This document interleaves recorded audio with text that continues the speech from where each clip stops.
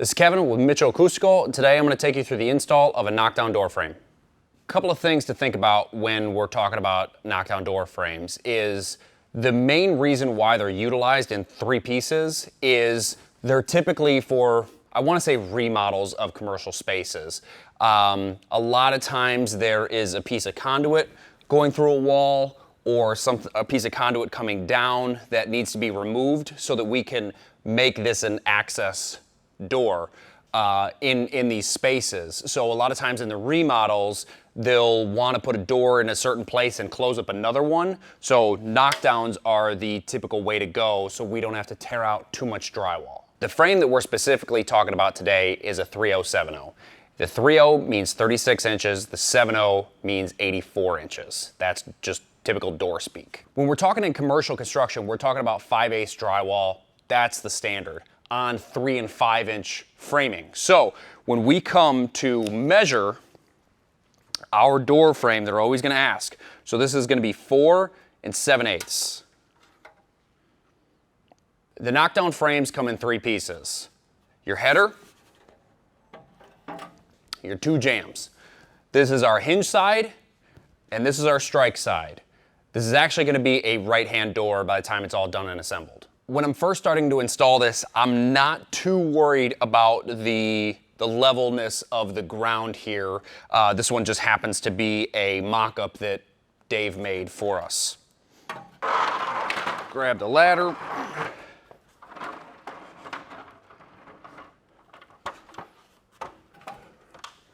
And it's always going to be a little bit tight. So what we want to do is put it up here and work it up and make it level as much as you can. It's going to help you a little bit later in the install. Okay. Now we got to hope that that stays.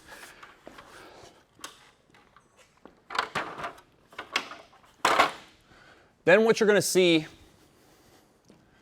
is there's these two holes in here on each side, and you're going to take this door and you're going to pivot it all the way up, and these two flanges are going to run through here and then come up to the top. I'll show you guys what I'm talking about. You've got these two flanges here, one here and one here, and those are going to come up through the top piece. You've also got some flanges here, and that's your guide when you're moving it up through the bottom flange. Okay, gotta straighten that out. All right.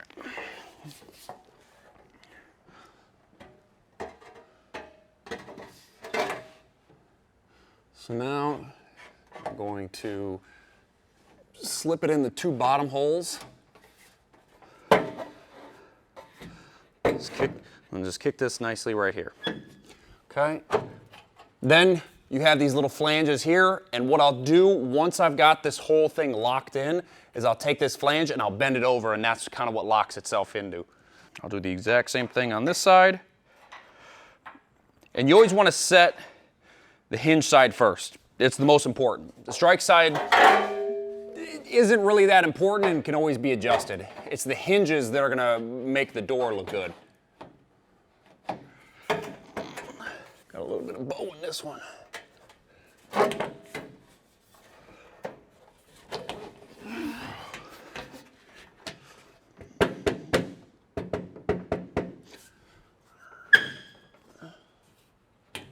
On this strike side, I had to pull it down one more time because these little tabs at the top can sometimes be a little finicky, so you want them to go in nicely, and looking like I'm still having to adjust here.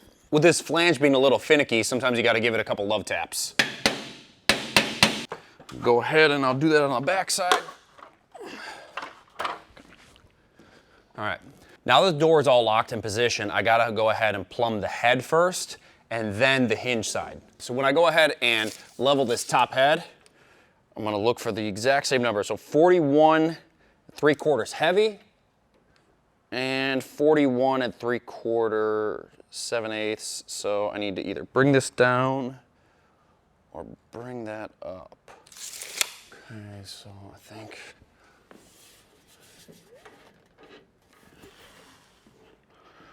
Okay.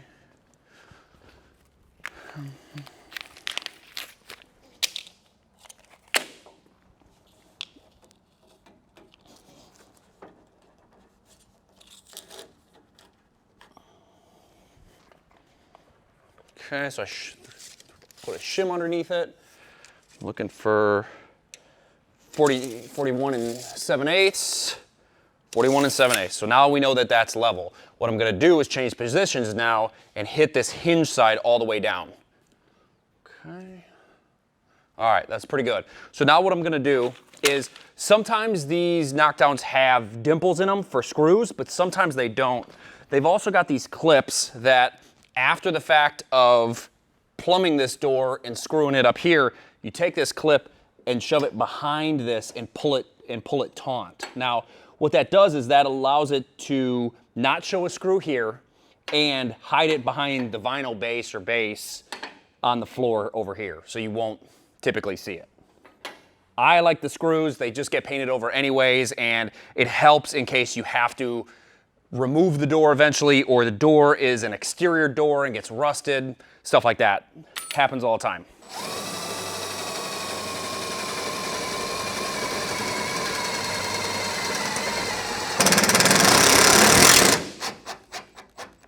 And you just want to snug it. Now, the reason I'm not using self-tappers is this is 20 gauge steel, so those typically tend to burn a hole in, so I'm just using pointers, or what I call pointers, which are your typical drywall screws that you can get at Menards, Home Depot, Lowe's. Okay. Now that I've got this hinge side taken care of, I'm going to go ahead and measure 35 and 15/16. I know that it's an oddball number, and you said this is 36 inches, but I've noticed in the field and what it takes, and it's usually 35 and 15/16, and that'll go ahead and get us the numbers that we want to achieve for a nice reveal around the entire door. And if you did everything correctly, you're going to have a nice 1/8 inch reveal around the entire door, which will look really good.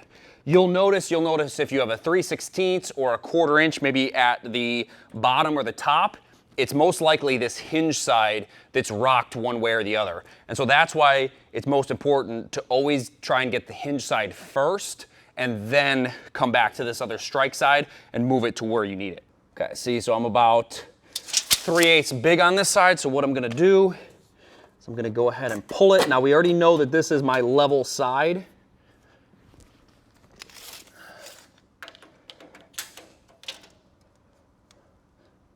Okay, gonna pull it in a little bit. Okay. I like it right there. One thing I forgot to mention is the opening dimensions on these are 38 1/4. So when we go ahead and lay all of these out, you're 38 1/4, and then you bring it into 36. So you've got about 1.5 inch flange on each side here, so that'll cover your bigger opening. But that bigger opening allows for a little bit of movement one way or another. So I pushed it closer to the hinge side so that I would have more sturdiness on this side when I'm going ahead and screwing this screw up here and these ones down here. This one can always be moved in and out. Last part of this is going to be, there's these screws, and I don't really have any good advice for the screws that are backing out here. All I can say is you have to feel when it's pressed against the stud. The only thing that this is doing, and sometimes you want to go just back and forth just a little bit, is it's pressing against that stud and locking this head into position. So it's just a little bit of feeling. So that one's already kind of locked in.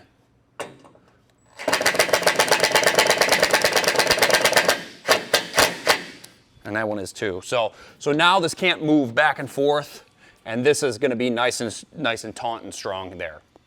So when we're talking about commercial doors, specifically knockdowns or metal frames, there's two different types. Knockdowns, which is what we just showed you, and there's another one we're going to be coming out with a video of welded frames. Those are a little bit trickier, and you're not going to have your drywall. That's how you install a knockdown door frame. They're pretty simple, usually takes about 10 to 15 minutes each, might take you a little bit longer if it's your first one. If you guys have any questions, let me know in the comments.